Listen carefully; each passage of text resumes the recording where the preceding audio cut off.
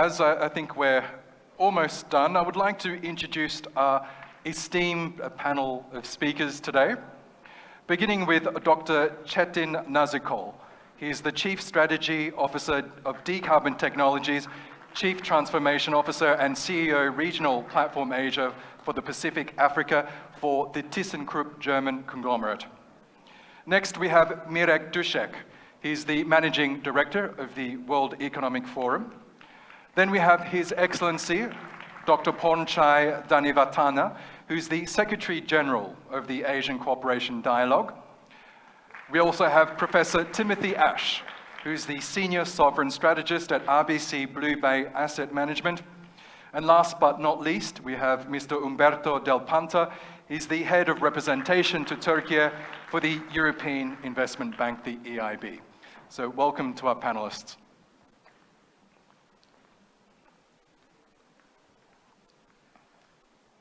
Thank you all, and a big welcome to you to Turkey and to Istanbul.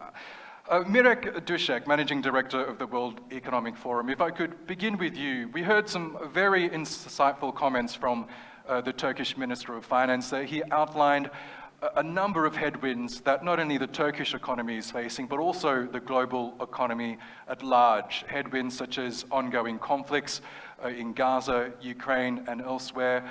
Challenges such as the climate crisis, but also the global economic recovery from the pandemic. Which of those do you think are the major pressures on global economic growth at this moment?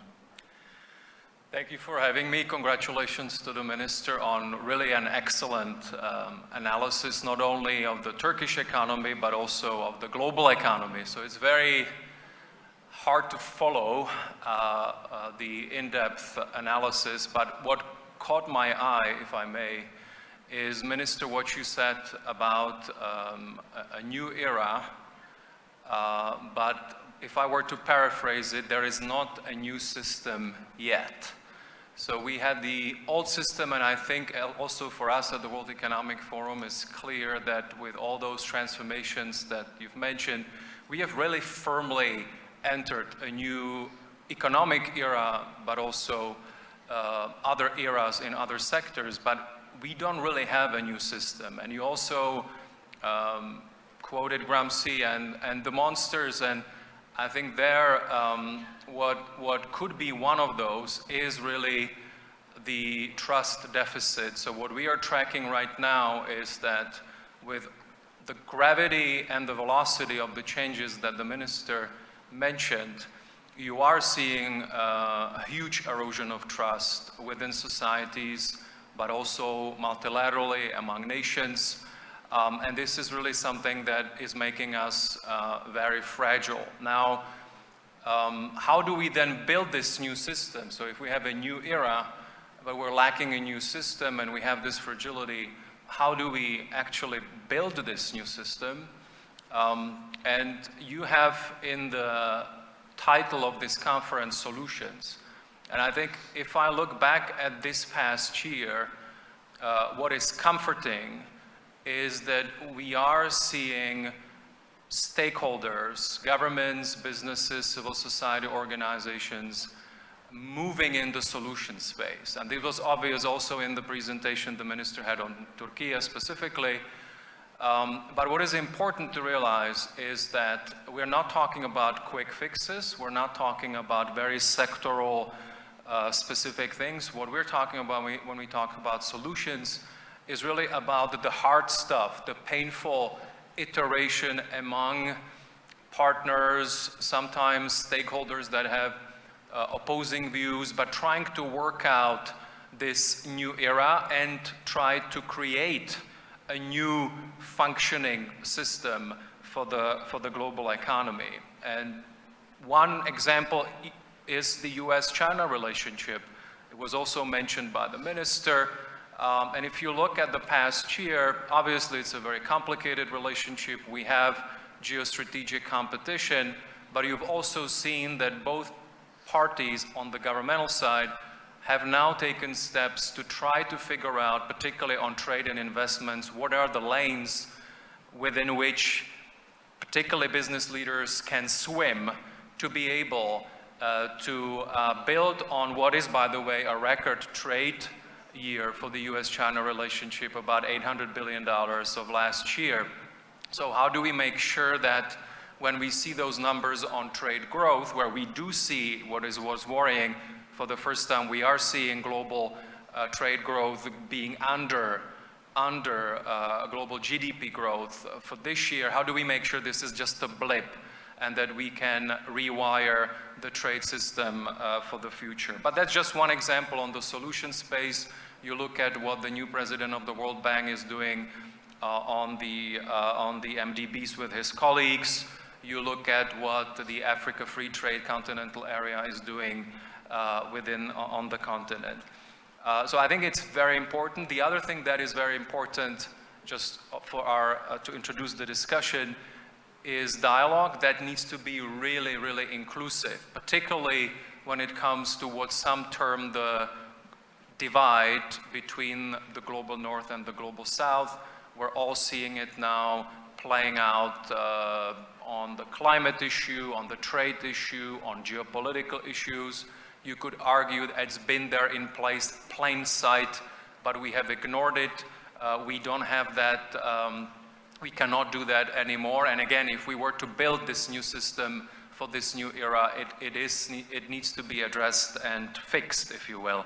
And the final thing for my introduction is around agility, if you allow, because we are only 1 year into the introduction of generative AI. While if we were having this conference last year, it would be just starting to bubble up. You may remember it was in November, early December, but it wasn't really top of mind of everyone. Now you could stretch it and say it's really top of mind of particularly governmental leaders, business leaders, and others.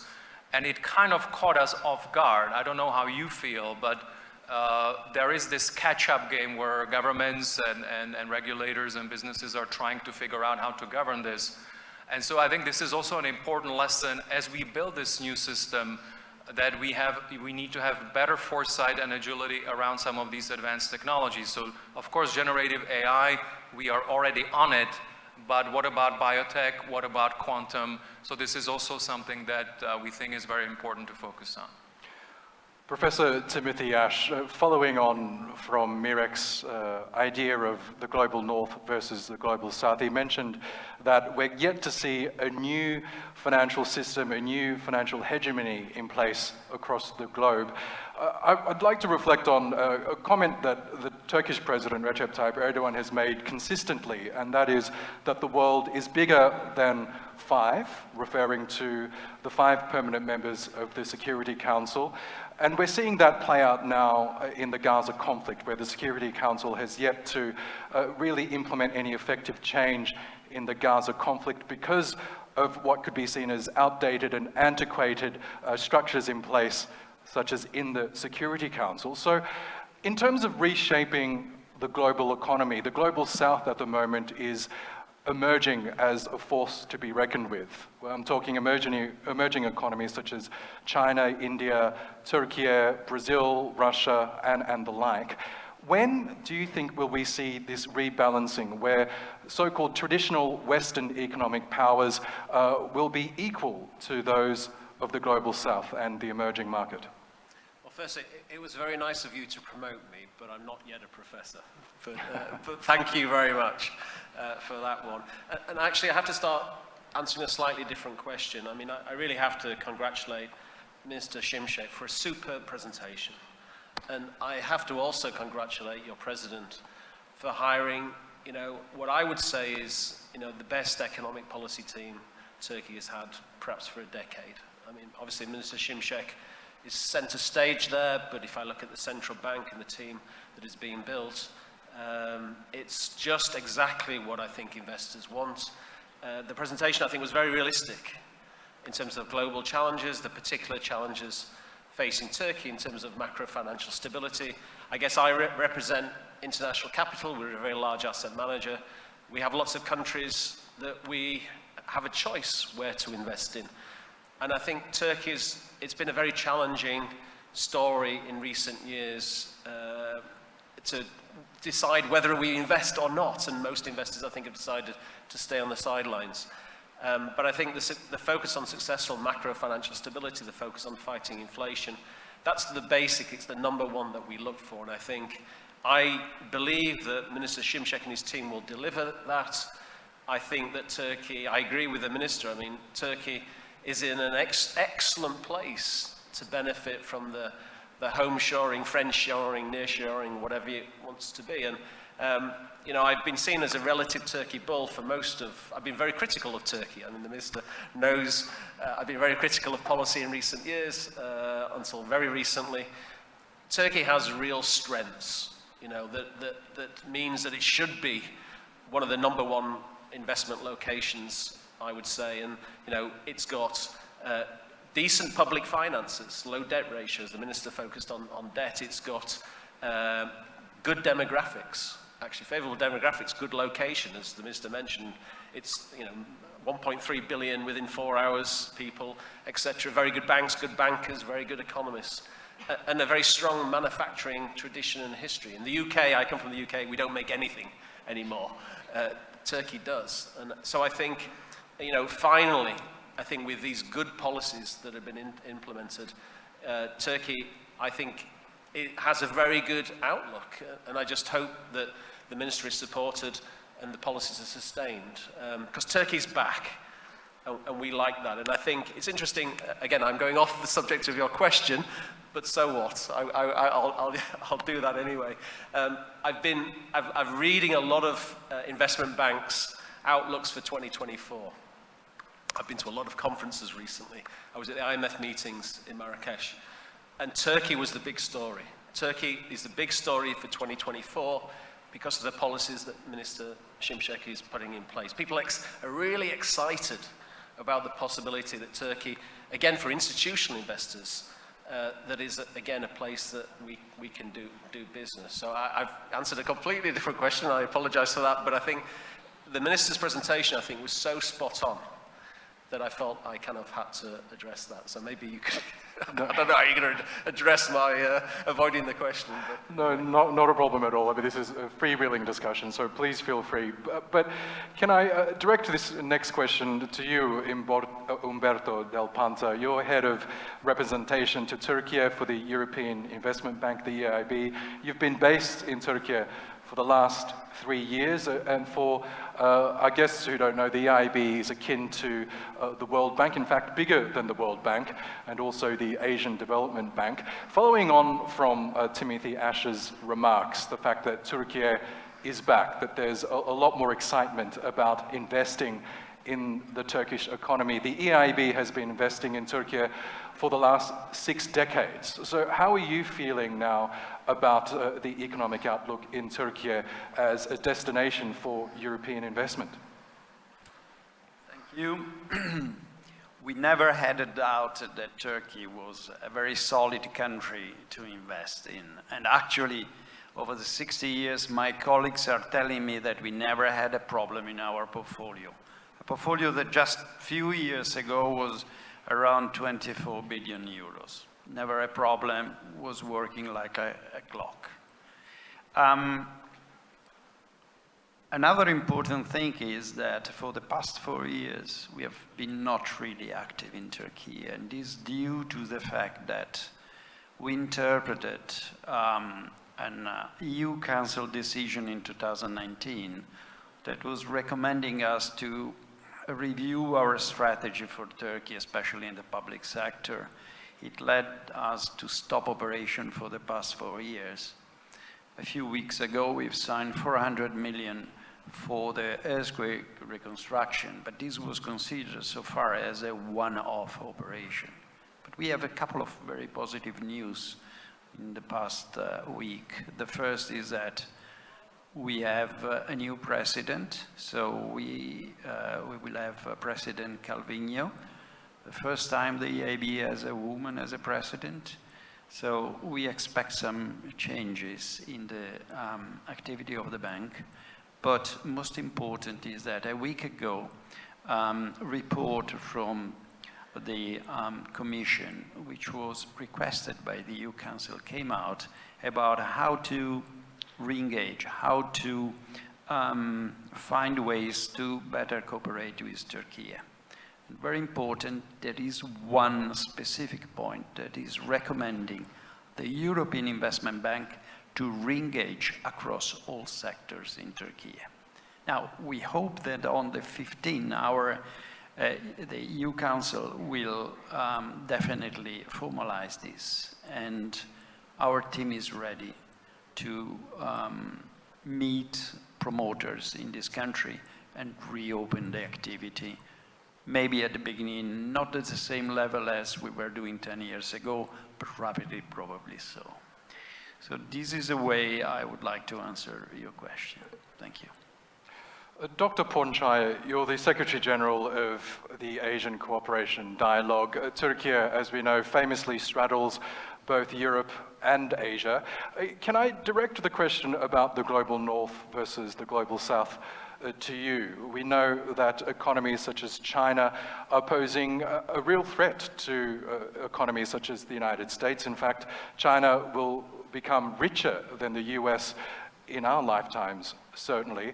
India, as we know, is emerging as well as the Turkish economy. Do you believe that we will see the rebalancing of the global economic order imminently, where countries such as Turkey, China, India, Russia will be as equal or if not more powerful than Western economies, the traditional G7?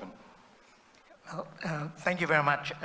Having the privilege of being in Turkey, which has adopted the Asia Anew initiative, and also the presentation of the minister, which has overshadowed our discussion, I just would like to offer a few points while living and working in Asia.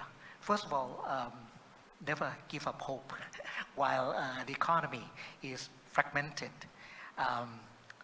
We could see that some, if not all, Asian countries, particularly those in the East, have made achievement in becoming OECD members and partners. This could be somewhat a model that we need to explore further. While others, particularly those in the South, have managed to be out of least developed countries, or LDC. This, in fact, in my view, and of course, in the case of ACD member states comprising 35 countries, is an achievement for the ACD and also for Asia that I would like to submit to you. The other point is that we could see also that we have been experienced quite a lot of challenges, particularly those of transboundary in nature and also disasters. We have to focus ourselves in order to make or remake the global economy that probably fits the national agenda and also the need for Asia. In that case, I think while we see crisis, we also see opportunities where those of common denominators like disasters could be one that we can benefit from in order to harness those regional and sub-regional blocks in Asia together. With that, I look forward to having some kind of strategy that would make the best use of diversity of Asian countries in order to deliver what we have in mind. Thank you very much. Thank you, Doctor. Dr. Chetsin Nazikal, before I ask you my question. I just would like to reflect on your background, because you were telling me earlier that you were born in Germany to Turkish parents. Your father worked for ThyssenKrupp in Düsseldorf, and you've essentially followed in his footsteps, working for the same German conglomerate for over 20 years, is that correct? 27 years. And now you're based in Dubai, heading up the climate change department for Asia, Africa, and the like in Dubai. The climate crisis was one of the challenges that Minister Šimšek had highlighted earlier, that if we leave it unchecked, as he mentioned, it could potentially pose a significant drag on global economic growth. In your current hometown, Dubai, where COP28 Climate Summit is currently underway, what is your feeling in terms of how private companies like yours, are addressing the climate crisis? Obviously, more needs to be done, but what needs to be done and how quickly? Thank you very much, Oscar. Yeah, before I start with my answer, I would also give some more background, because many people here are following what Turkish people are doing in Germany. I'm a typical Almanca now. For me, it's the absolute finest word. My parents are from Eskişehir. They came in the beginning of 1960s to Germany. Typical workers, and what I'm very proud of, there are many Turkish origin people who are really now developing into responsible position in German companies, representing German companies all over the world, and I'm glad to be one of these young, say, immigrants who shape also now a company like ThyssenKrupp, on a global scale. I'm very honored, Mr. Šimšek Sayın Bakanım, to be really as a speaker here in front of you. I'm following you for years, and I'm really admiring what you are doing, how you are doing things, and I really want to thank you for your presentation, because you were quite spot on when you were talking about the effects of climate change on the global economy. And at one point of your presentation, you said, maybe I'm painting a too big picture, or you apologize even for that. I think it's not needed to apologize. I think what you have done is just to say how things really are. And we are now entering a phase what the world has never seen before.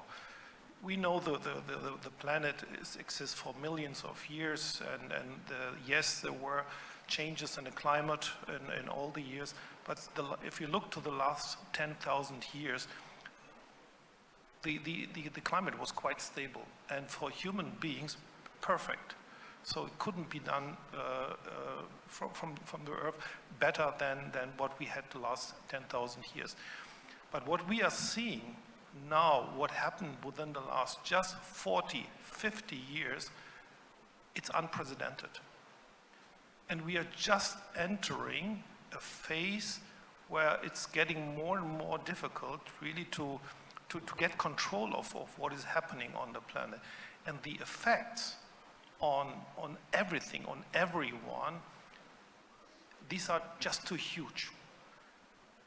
Climate change is not doubted by anyone anymore. It's science, it's fact-based. It's not only that we see what is happening, now we can also feel what is happening. And this is disrupting supply chains already all over the world. We had 2-3 years ago, the flooding, for example, in Pakistan. 1/3 of the country was underwater. We have floodings in China, droughts all over the world, which are really affecting the global economy in a very, very visible way.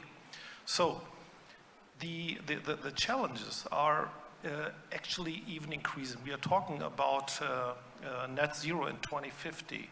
And Oscar, you said, yes, I was at the COP the last days, and more than 80,000 people are registered to participate in discussions.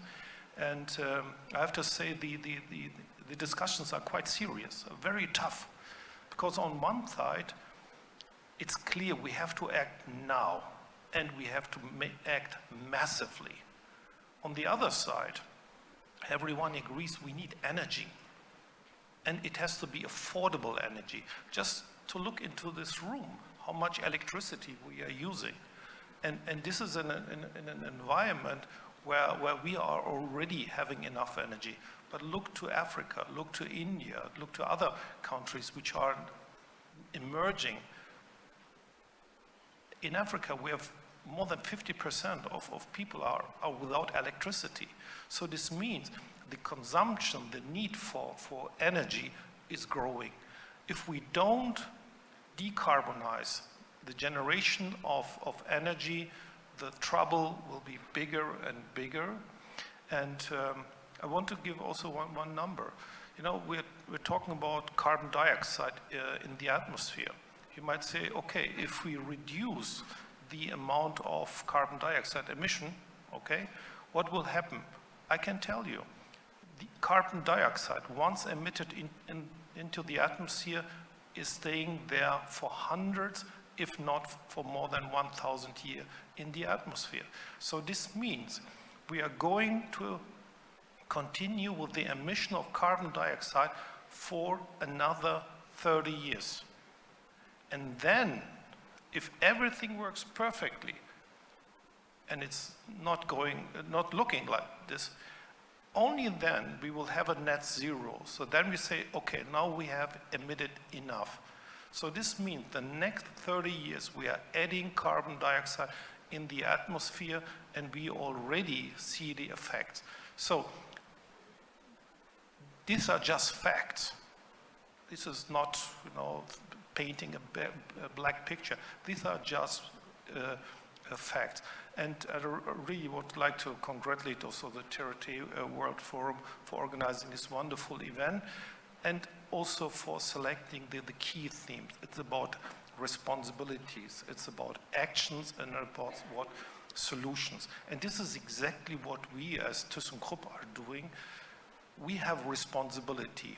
The interesting thing is with our company is we exist for more than 200 years, and we have all the technologies which are needed to decarbonize, especially the industries. We are the world's biggest manufacturer of electrolyzers.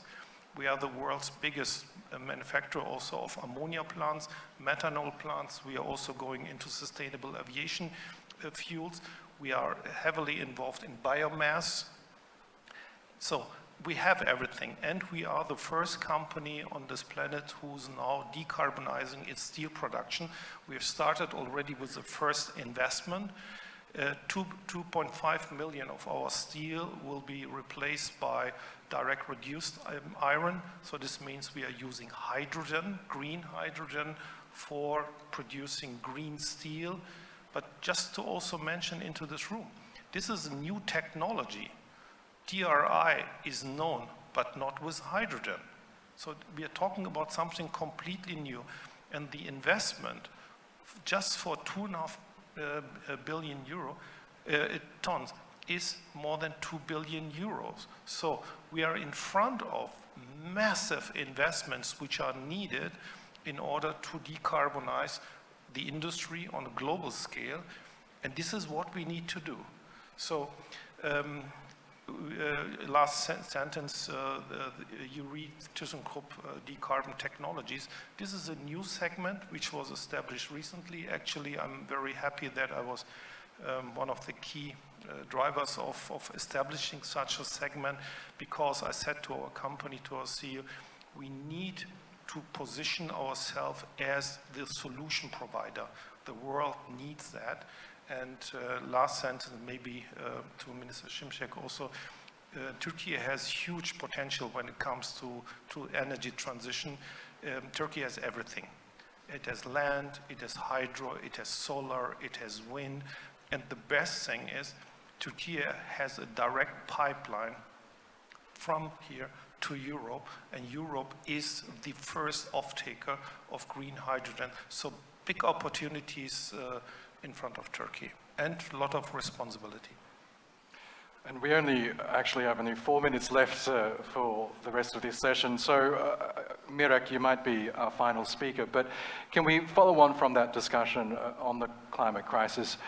We know countries like Turkey, the Turkish president has been very open about his desire to properly address the issue of climate change. He's taken a handful of commitments to Dubai during the COP28 summit, yet leaders such as Joe Biden from the United States, the US being the world's biggest carbon polluter, isn't even turning up to the summit. How hopeful are you that countries who are polluting the most in terms of carbon are really going to implement the measures needed to really begin addressing this issue more seriously? So I think I, at the beginning, talked about how difficult these solutions are. You need to be prepared to work with entities and people that have opposing views, different views. What is encouraging, and my colleague just said it, you said that there were a lot of these very tough discussions in Dubai. I think it exemplifies the fact that the world is moving into these very important discussions and joint action, but it's not easy. I cover Europe a lot, so that's one of my focus areas. So if you just look at the European Green Deal and look at, let's say, what now Mr. Šefčovič is saying and Högstra on the European Green Deal, how much emphasis there is on bringing everyone along, how much emphasis there is on talking to industry, and I think that's also part of that equation where you could argue that we are entering this kind of phase 2 where you are trying to really spread the conversation, enlarge it, and obviously then it's becoming more difficult, but it is very important that you take a development focus, you take an industry focus, you take a social focus on this, and making sure that we address, as you said, we address nature, climate, and energy together as a system, because it is a system that interacts with the parts are interacting with each other. Maybe the final thing is just on the role of technology. You represent a technology company in the climate space. I think we also need to realize how much progress there has been. The price of solar and wind is a fraction of what it used to be. Many people didn't expect that we would be there at this point in time with the price for these sources of energy. I don't think people would expect where we would be with EVs. You mentioned hydrogen.